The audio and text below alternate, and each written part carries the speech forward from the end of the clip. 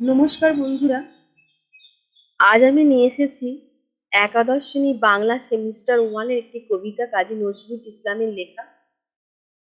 কবিতাটির নাম সাম্যবাদী।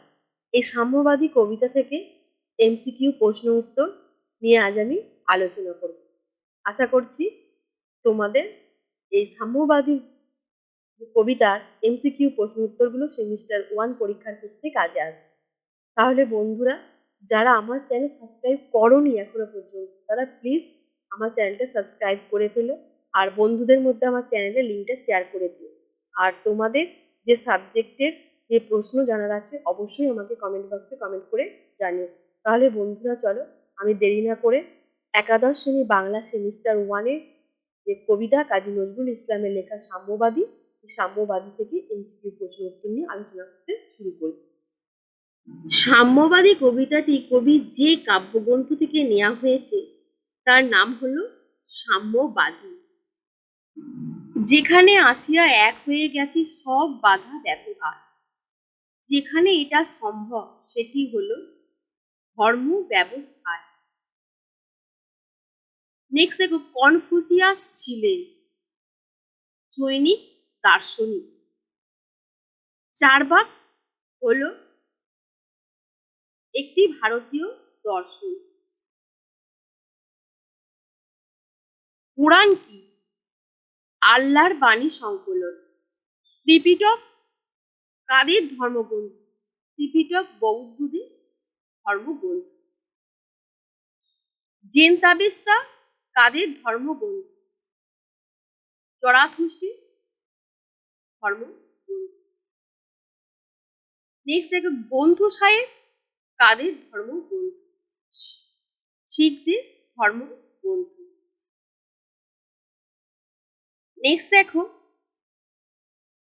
কিন্তু কেন এ পণ্ড সম কবি কাদের বলেছেন? ধর্মগ্রন্থের জ্ঞানের সন্ধানকে বলেছেন।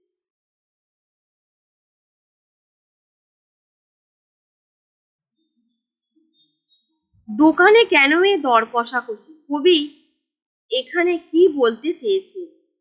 ধর্মে ধর্মে বিরোধের কথা বলতে চেয়েছে।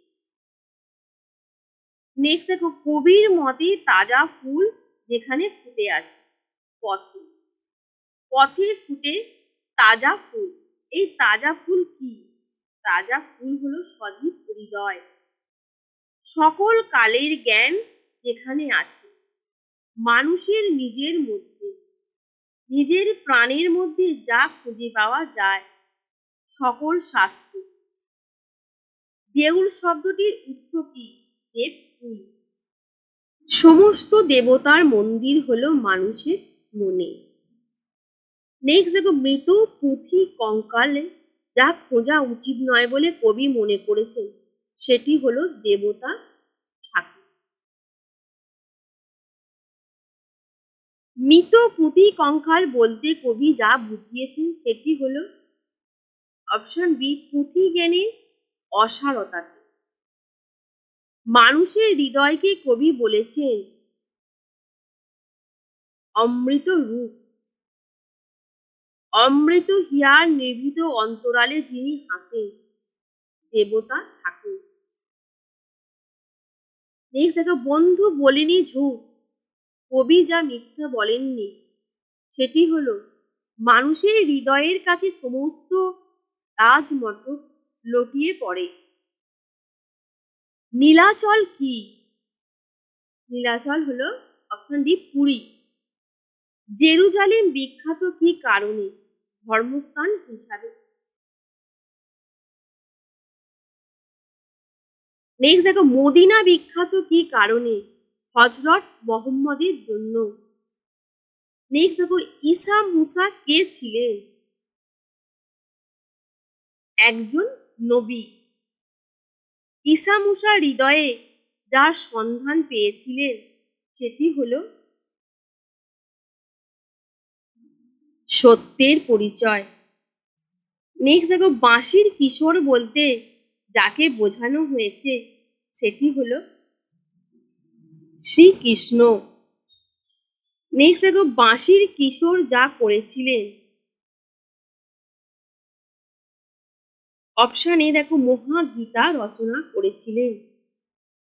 নবীরা খোদার মিথ্যা যে হয়েছিল সেটি হলো অপশন বি দেখো মেসের রাখাল। শাক্যমুনি হলেন অপশন বি বুদ্ধদেব। শাক্যমুনি যেখানে বসেছিলেন দেখো অপশন এ হৃদয়ের ধ্যান গুহায়। কন্দর শব্দের অর্থ কি?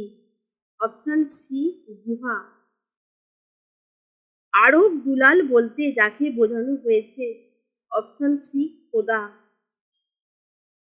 এইখানে বসে গাহিলেন যিনি, যা গাওয়ার কথা বলা হয়েছে সেটি হলো দেখো ময়মনসিংহের গান।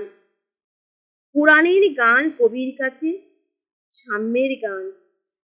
সব থেকে বড় মন্দির কাবার নাম হলো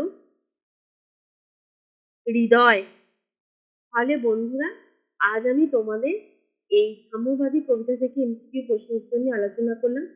আশা করছি তোমাদের কাজে লাগবে। নেক্সট ভিডিও আমি বাংলার অন্য আরো যে অধ্যায়গুলো আছে তার থেকে আলোচনা করে দেব। তো আমি আমার চ্যানেলে বাংলা, ইতিহাস, ভূগোল, সংস্কৃত বিভিন্ন সাবজেক্টে ভিডিও ছেড়েছি, তোমরা চাইলে দেখতে পারো। আর তোমাদের সাবজেক্টের উপর প্রশ্ন উত্তর প্রয়োজন আমাকে অবশ্যই জানাবে। আজকে এই পর্যন্তই, ধন্যবাদ।